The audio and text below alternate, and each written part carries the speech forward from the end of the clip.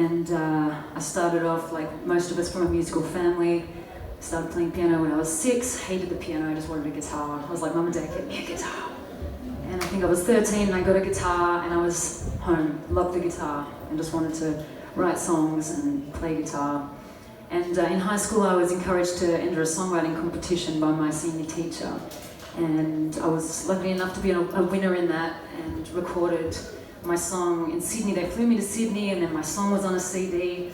And when I went in that studio, and it was a really good studio in Sydney, can't remember the name of it now, but one of the top studios, and I was just blown away, and I was like, this is what I want to do with my life. I didn't realise it would be so hard to do that with my life, but that was what I wanted to do.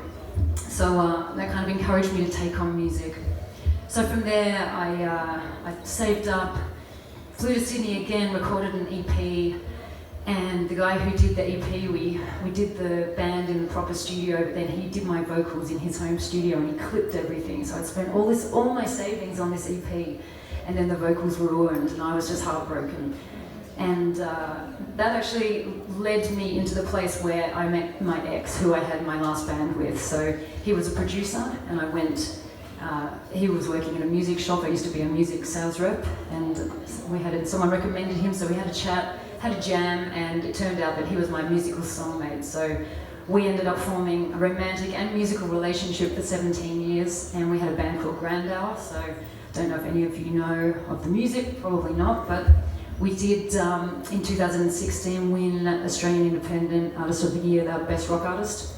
So that's like my one claim to fame.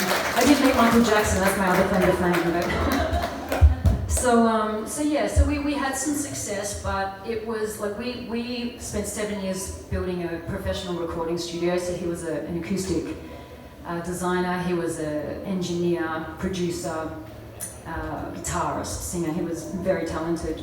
So we recorded it ourselves, took 3 years to record this first album.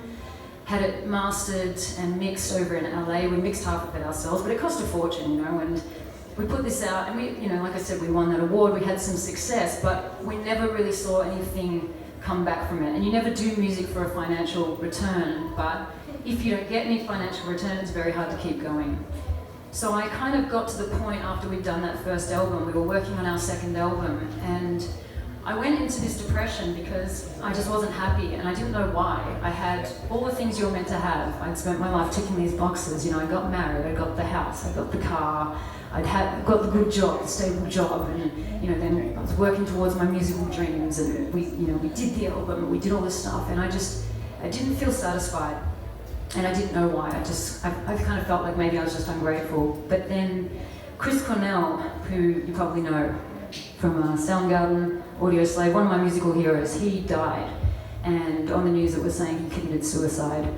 And when I heard that, I was just shocked, because I thought, if one of my musical heroes, who has everything that I've been working towards, commits suicide, and I feel like this now, even if I reach these goals that I'm going for, I'm not going to feel any different in here. So I had to take a really hard, long look at everything in my life and what I was working for. So anyway, this song is called Black and Sky, and this was written after Chris Cornell died. And I didn't know I was going to play this today. I haven't played this song for a long time, so I might mess it up. It's very unpracticed, but this is the song I pulled out today because this is what it called for.